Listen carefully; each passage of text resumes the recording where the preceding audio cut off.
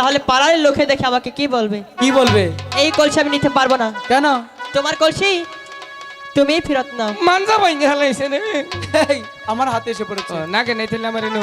আসলে বেহুলা তুমি একটা বোকা। বোকাই যদি না হবে এত সুন্দর একটা কলসি পেয়ে কেউ কখনো ফেরত দেয়? এই কলসিটা পৃথিবীর সেই 8-10টা কলসির মতো নয় গো। এটা হচ্ছে মন্ত্রতন্ত্র পড়া সেই স্বর্ণের কলসি। এই পৃথিবীর সবাই দেখবে এটা মাটির কলসি, শুধু তুমি আর আমি দেখব এটা স্বর্ণের কলসি। আমি বিশ্বাস করি না। Yes yes. আমার কথা তো বিশ্বাস হবে না। তোমার সাথে তো সখীরা রয়েছে, তাদের দিয়ে পরীক্ষা করিয়ে নাও, তারাই বলে দিবে এটা কিসের কলসি। সখী, আজ তোদের একটি কথা জিজ্ঞেস করব, যা দেখবি শুধু তাই বলবি, মিথ্যে কথা কিন্তু কখনোই বলবি না। দেখ তো এটা স্বর্ণের না মাটির? এটা তো মাটির কলসি।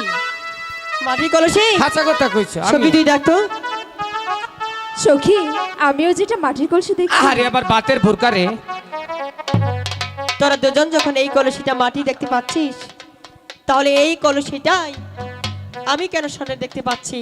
তাহলে কি আমার দেখাটা ভুল? না, তোমার দেখাই সত্যি। বললাম তো এটা আমি তোমাকে ভালোবেসে তারপর সেই কর্মকারীর বাড়ি হইতে মন্ত্রতন্ত্র পড়ে করে তারপর তোমার কাছে এসে নিয়ে দিয়েছি। শোনো না বেহুলা, এটা তুমি মন থেকে গ্রহণ করো। ঠিক আছে, নিলাম। সখী, তোরা যখন এই কলসিটা মাটি দেখতে পেয়েছিস, মাও আবার সেই কলসিটা মাটিরই দেখতে পারবে। চলে যাবে রে। চল, কেমন লাগবে আমরা বল? এই কাঠে আর এক মুহূর্ত বিলম্ব করবো না। কিন্তু আর পারছি না রে। একটু রাখিস না। দাঁড়াও না, দাঁড়াও না বেহুলা। চলো। চলে তো যাবোই। চলে তো যাবে মুচকি হেসে ফুসকি মেরে। তুই বল, আমি আর বলবো না। কবি না না। তাহলে আমি কইলাম বল। মনের কথা আজকে কই দিম। আচ্ছা বল। 1 কেজি ভালোবাসা দাও, তারপর আমি 1 পুয়া মরিচ দিমু। এই, সেটা দিলে চলবে? তাই তো। এরকম ভাবে বললে কি প্রেম হবে? তাহলে বেহুলা, যেও না, তোমায় ঈদ মাঝারি রাখবো, যেতে দেব না। চলে গেলে সোনার গৌর আর তো পাবো না। না, এখানে বিলম্ব করা যাবে না। শোনো, দাদা যেটা বলেছে সেটা আমি শুধরিয়ে বলছি, তাহলে শোনো। এক বিন্দু ভালোবাসা দাও, তারপর আমি এক সিন্ধু হৃদয় দেব।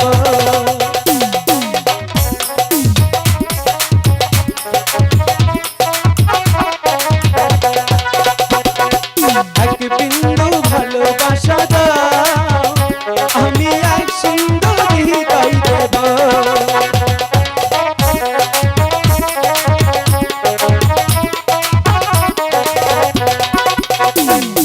মনে প্রাণে আছো তুমি, মনে প্রাণে আছো তুমি, চিরদিন আমি তোমার বাবা।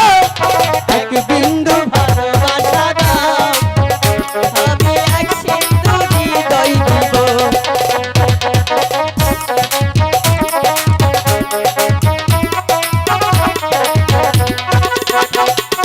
চেয়ে চেয়ে থাকি, তোমায় শুধু দেখি, কি আছে তোমার মাঝে, ভালো কি আছে তোমার মাঝে।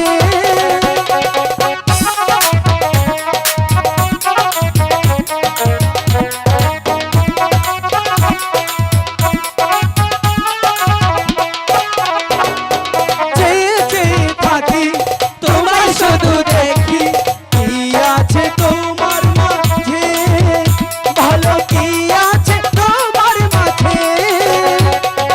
এক নিঃশ্বাসে, এক বিশ্বাসে, এক নিঃশ্বাসে, এক বিশ্বাসে, চিরদিন তুমি আমার রবে।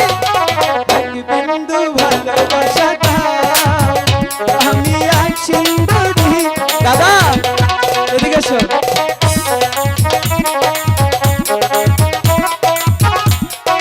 এই রে শালার স্কিল রে কোন থুয়ে কোন। দেখেছ, তবুও চলে যেতে চায়। তাই চল চল চল। যেও না চেহে ও না সো, একটু দাঁড়াও তুমি।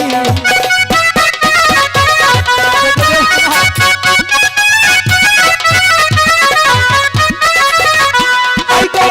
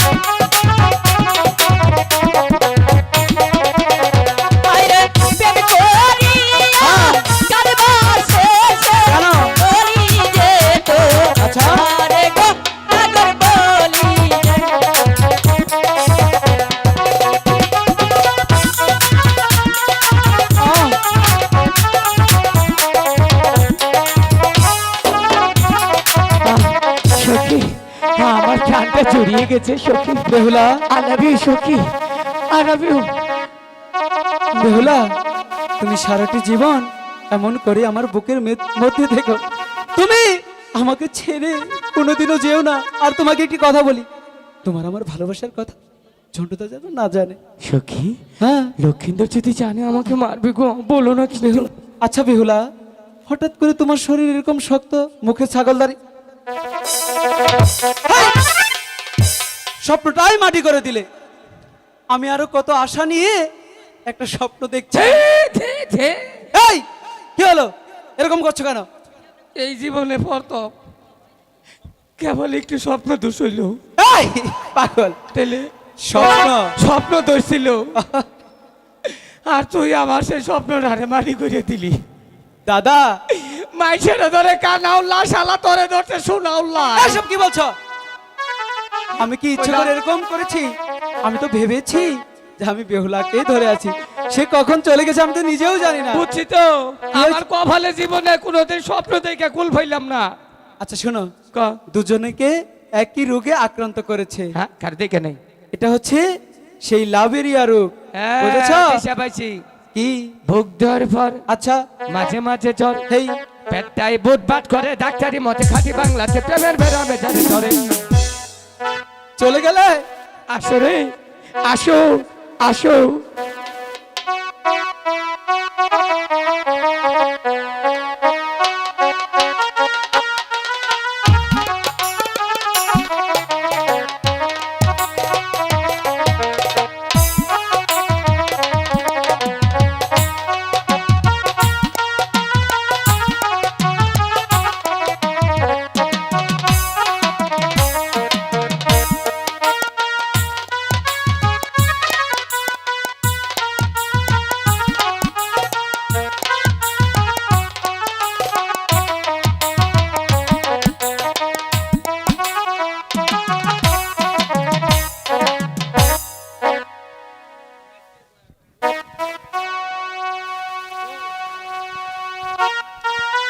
সেই যে লোকাই গিয়েছে মাছ মারতে, ছেলেটি এখনো বাড়িতে ফিরে আসলো না। জানি না ছেলেটি কখন বাড়িতে ফিরে আসবে। এই তো সুবর্ণ সুযোগ, মা মনে হয় প্রাসাদে একাই রয়েছে। যাই, এই সুযোগে মাকে সব কথা বলতে হবে।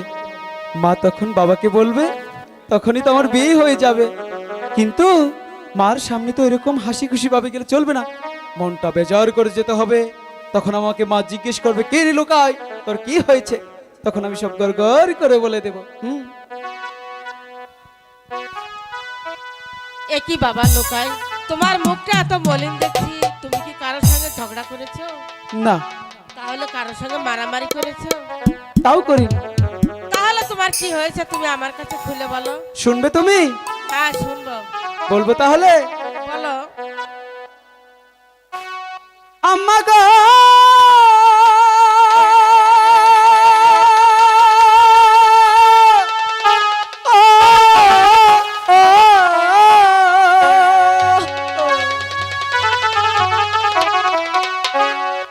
রূপের কন্যা দেখা আইলাম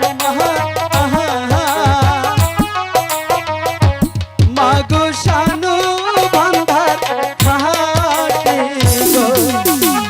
রূপের কথা দেখে এলে সাধু মাতার কাছে, বলো তার বাড়ি কোথায়? শুনবে তুমি? হ্যাঁ, শুনবো। শুনবে? আমাকে যা আজ বলতেই হবে। আম্মা গো,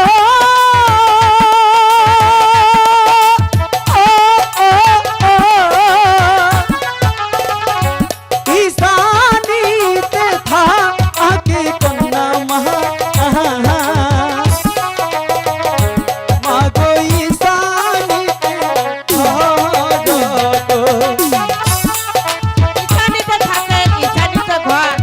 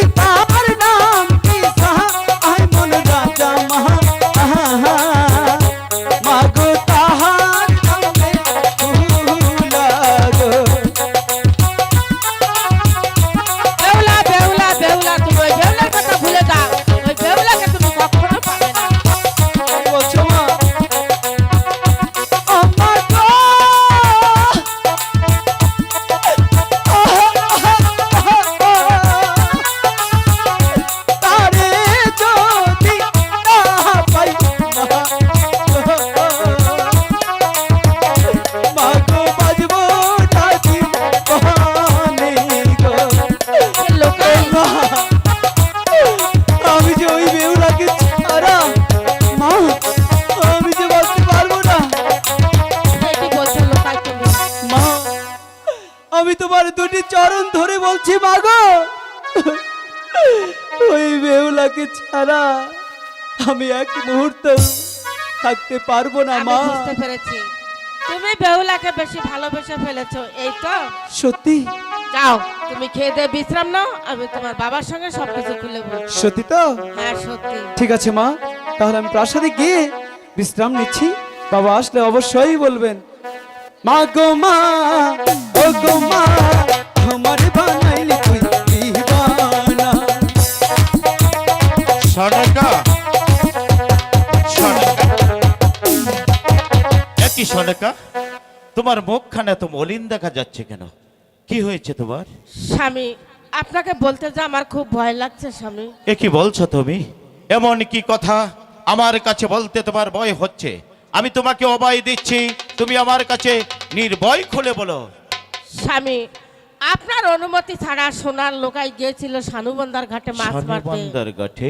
সেখানে নাকি একটি মেয়ে দেখে সে ভালোবেসে ফেলেছে। এ কি বলছো তুমি? আমার একমাত্র পুত্র ধনু লক্ষিন্দর, সে আমার অজান্তে গিয়েছিল সানুবন্দার ঘাটে মাছ ধরতে। সেখানে গিয়ে এক রূপের কন্যা দেখে সে ভালোবেসে ফেলেছে। আমি কি জানতে পারি কোন রাজ্যে বাড়ি তার, কোন রাজ্যে ঘর, কিবা তার পিতা মাতা, কিবা নাম হয় তার? ইছানীনগর তার বাড়ি। ইছানীনগর? আর পিতার নাম হচ্ছে সাইমন সদাগর, আর মেয়েটির নাম হচ্ছে বেহুলা সুন্দরী। সনকা, স্বামী, ভুলে গেছো?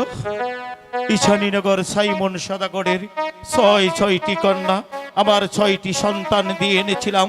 ভাগ্যের কি নির্মম পরিহাস, আমার 6টি সন্তান ওই কালিদস্যাগরে মৃত্যুবরণ করেছে।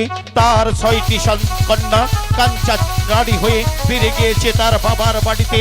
আবার পুনরায় সেই সাইমন সদাগর আমার পুত্রের সাথে কি সম্বন্ধ করবে?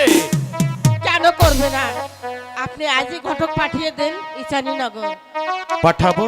হ্যাঁ ঘটক পাঠাবো? তুমি অন্তঃপুরে চলে যাও। ঠিক আছে, আমি তাই যাচ্ছি। হে ভগবান, আমার পুত্র ধনু লক্ষিন্দর সে সাইমন সদাগরের ছোট কন্যাকে ভালোবেসে ফেলেছে। তাকে যদি সে না পায় তাহলে মরে যাবে। হে ভগবান, আমার 6টি সন্তান কালিদস্যাগরে মৃত্যুবরণ করেছে। সেই আগুন আজও পর্যন্ত আমার কালিজার ভিতরে দাউ দাউ করে জ্বলে।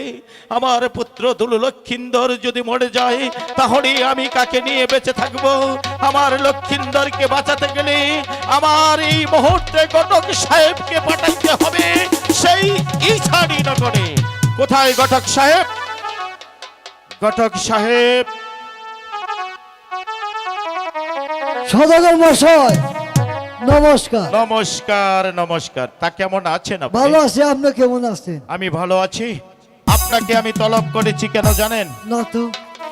আমার একমাত্র পুত্র ধনু লক্ষিন্দর, সে দেখতে দেখতে অনেক বড় হয়েছে। আমি হয়েছি তার পিতা। তাকে দেখে শুনি আমার একটি বিয়ে করান কর্তব্য।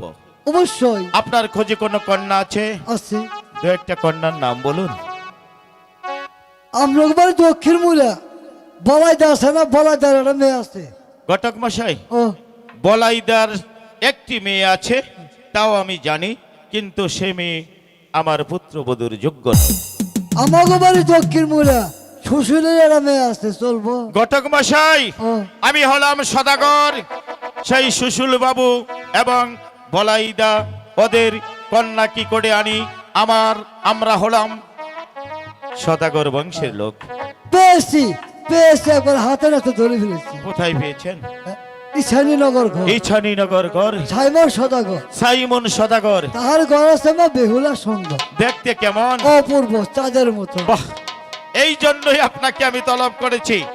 আর বিলম্ব নয়, এই মুহূর্তে আপনি উল্কার বেগে ছুটে যাবেন সেই ইছানীনগর সাইমন আমার পুত্র লক্ষিন্দরের বিয়ের পাইগাম নিয়ে। চলুন। আসুন।